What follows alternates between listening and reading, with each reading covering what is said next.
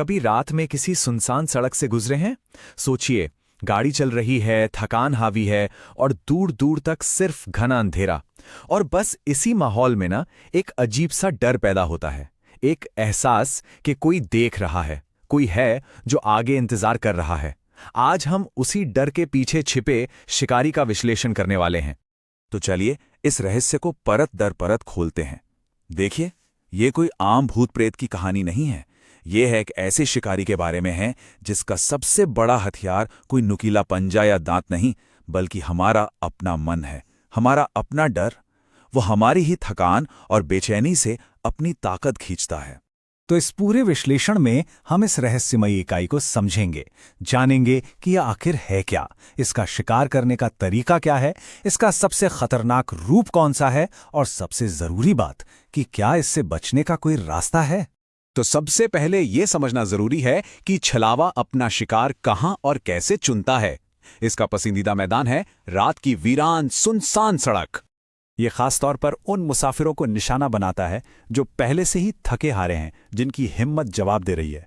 ये उनके सफर को एक ऐसे बुरे सपने में बदल देता है जिसका कोई अंत नहीं दिखता, जहां मंजिल कभी आती ही नहीं। तो सवाल आता है कि आखिर ये छलावा है क्या भला। चलिए स्रोत कहानियों के आधार पर इसे समझने की कोशिश करते हैं। छलावा, जैसा कि नाम से ही जाहिर है, इसका मतलब है धोखा या भ्रम। ये कोई साधारण भूत प्रेत नहीं है, ये एक मनोवैज्ञानिक शिकारी है। इसकी असली ताकत है दिमाग को कंट्रोल करना, आपकी आंखों के सामने वो दुनिया खड़ी कर देना जो असल में है ही नहीं।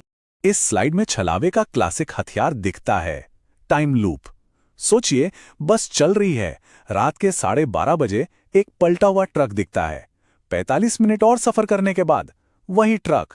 ये तरीका लोगों को शारीरिक और मानसिक दोनों तरह से तोड़ने के लिए बनाया गया है, ताकि वो आसान शिकार बन जाए। लेकिन छलावा सिर्फ रास्ता नहीं भटकाता, ये बहुत ही सोची समझी रणनीति से काम करता है, जिसका एक ही मकसद है, अपने शिकार को अंदर से तोड़ना। इसका हमला 5 स्टेप्स में होता है। पहले आपको सबसे अलग थलग करना, फिर टाइम लूप में फंसाकर थकाना, उसके बाद आपके डर का फायदा उठाना, और आखिर में सबसे खतरनाक चाल, आपके ही साथियों के बीच शक का ऐसा बीज बोना कि आप लोग खुद ही एक दूसरे के दुश्मन बन जाएं। अब देखिए कि इसका भ्रम कितना ताकतवर हो सकता है। एक तरफ ये एक पूरा का पूरा नकली गांव बना देता है ताकि एक इंसान को उसके सबसे बड़े डर का सामना करवा सके, तो दूसरी तरफ ये एक मामूली सा ढाबा बना देता है सिर्फ और सिर्फ दहशत और उलझन पैदा करने के लिए। अगर आपको लगा कि साधारण छलावा खतरनाक था, तो रुकिए, कहानी अभी बाकी है। अब बात करते हैं इसके सबसे घातक रूप की, जो सिर्फ अमावस की काली रात में ही बाहर आता है। ये टेबल इन दोनों के बीच का फर्क साफ बताती है। देखिए, साधारण छलावा बाहर से हमला करता है, लेकिन अमावस का छलावा वो एक मरे हुए शरीर पर कब्जा करके आपके बीच ही शामिल हो जाता है। इसका मकसद सिर्फ डराना नहीं, बल्कि पूरे समूह को खत्म करना है, जिससे खतरा उच्च से सीधे अत्यधिक पर पहुंच जाता है। और एक बार जब वो आपके बीच आ जाता है, तब शुरू होता है असली मनोवैज्ञानिक खेल।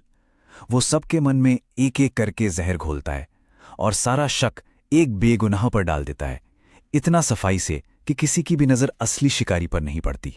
मगर फिर आता है कहानी का वो दहला देने वाला मोड़, जब मदद का नकाब पहने असली शिकारी अपना चेहरा दिखाता है। ये धोखे और मनोवैज्ञानिक हेरफेर की इंतहा है। और छलावा खुद इस बात को मानता है। उसकी ताकत कोई मायावी शक्ति नहीं है, बल्कि इंसानी मन की सबसे गहरी कमजोरी है, डर। वो जानता है कि डरे हुए लोग एक दूसरे पर भरोसा नहीं करते, वो आपस में ही लड़ने लगते हैं, और बस उसका काम आसान हो जाता है। तो सवाल ये है कि क्या इस शक्तिशाली इकाई से बचा जा सकता है? और जवाब है हाँ। और मजे की बात यह है कि इसकी हर ताकत में ही इसकी कमजोरी भी छिपी है। चलिए देखते हैं कैसे। इससे बचने का तरीका भी मनोवैज्ञानिक ही है। सबसे पहला और सबसे जरूरी कदम है ये मान लेना कि आप एक भ्रम में फंस चुके हैं। अपने आसपास की हर चीज पर सवाल उठाना, अपने साथियों के बदलते बर्ताव पर नजर रखना, और सबसे अहम, डर को अपने तर्क पर हावी नहीं होने देना। असल में बात सीधी सी है। जैसे ही उसका झूठ पकड़ा जाता है, उसकी सारी शक्ति ढह जाती है। वो तभी तक ताकतवर है जब तक वो छुपा हुआ है, उसे पहचान लेना ही उसे हराने के बराबर है। और ये रहा सबसे बड़ा नियम जो जीत और हार का फैसला करता है। अमावस का छलावा एक रात में सिर्फ एक ही शरीर पर कब्जा कर सकता है। मतलब अगर उस बहरूपिये की पहचान हो गई और उसे खत्म कर दिया गया तो उस रात के लिए खेल खत्म, खतरा टल गया। अंत में ये विश्लेषण हमें एक गहरे सवाल पर लाकर छोड़ देता है। अगर डर ही छलावा का सबसे बड़ा हथियार है, तो क्या असली जंग उस वीरान सड़क पर लड़ी जा रही है या फिर हमारे अपने जहन के अंदर? शायद सबसे बड़ा राक्षस किसी सड़क पर नहीं बल्कि हमारे ही मन के अंधेरे कोनों में छुपा है, बस सही मौके का इंतजार कर रहा है। सोचिएगा।